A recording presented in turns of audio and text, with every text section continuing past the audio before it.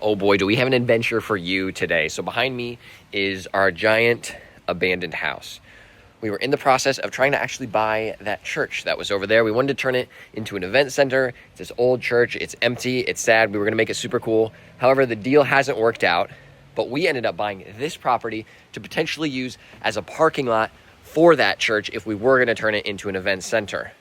We own this. It's a massive abandoned house. It's a pretty cool piece of property. It's in a nice part of Fremont, which is really neat. So even if the church thing doesn't work out, which it probably is not going to, we'll still have this lot, which will maybe turn into some townhouses or something like that. But it goes back pretty far. And it's pretty cool, but it's terrifying inside and it's been abandoned for a while. It's actually on the county's list to tear down. So what we're gonna do today, we're gonna go through it. I'm actually gonna take some of the old doors, some of the old cool cabinets and things that are inside, clean it out so that it's ready for demolition. But what you're gonna be joining me on today is going through this house, exploring a little bit and seeing if we can find anything cool.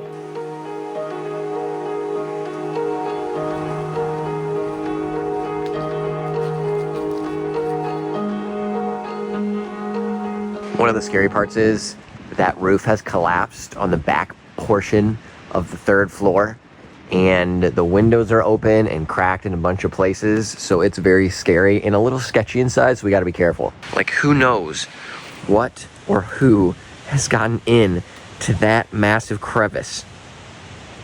I'm terrified. So the cool part about this house, even though it looks extremely scary, is that it used to belong to a guy who owned a massive department store in downtown Fremont. Sad part is it was left unattended for a very long time and lost all of its old character.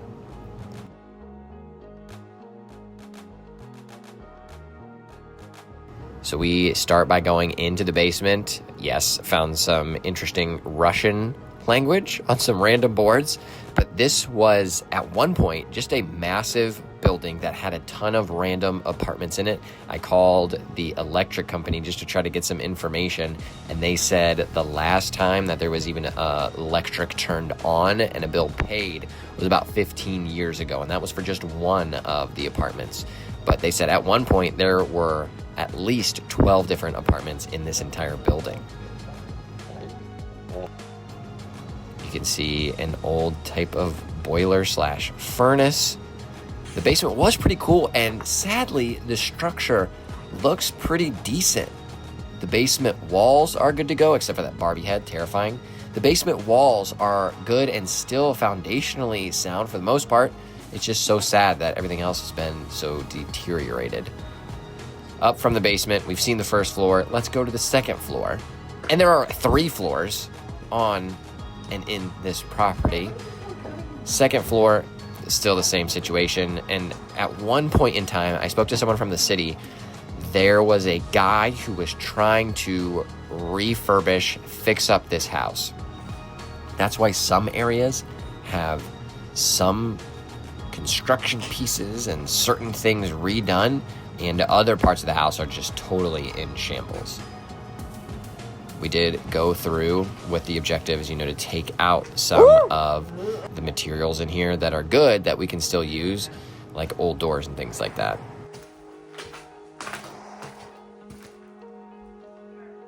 Oh, hey, look. What? Some houseplants. Like I said, we're looking for old doors and stuff. This place had a ton of old doors that I was able to snag, bring down, and I can use for future projects. Now I do make my way up to the third floor because there's a lot of cool stuff. It was scary. And look at that, partially raised floor. Not sure why I did it that way. I wish I could just go in and take all that wood as well. I don't wish I could take that, though. It's just amazing because there were so many rooms. A clawfoot tub, that's kind of cool. Old radiator my uncle was checking out. There were a lot of different fireplaces, too. Really wish I could take those fireplaces and put them in our current house because our current house doesn't have a fireplace, and I love fireplaces.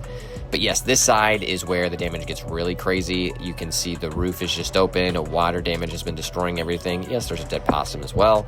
You get all the cool stuff inside of this house. It's rather sad. You kind of saw there were some updated water lines. They put PEX in, and I'm guessing this was one of the more recent-ish places that was used maybe in the last 15 years. You can just see, though, because the roof is opened on the 3rd floor at the very top, water's just been destroying everything. It's so sad because this building could have been so beautiful. Well, there you have it. There is us exploring 515 Burchard Avenue, our very sketchy house, which sadly has just been so destroyed over the years with the neglect and is slated to be torn down in the coming months. I hate seeing old historic buildings needing to be torn down. It just makes me so sad and is mind-blowing to me why people own these properties and then just let them deteriorate. If anything, just sell it. You'll get money out of it, and then the other person can fix it up and maintain it. Sadly, this building is just too far gone to fix. But at least we got to document a little bit of the history, explore it, and take some of the cool old pieces out that we can still reuse, repurpose. I'll see you in the next adventure. Peace.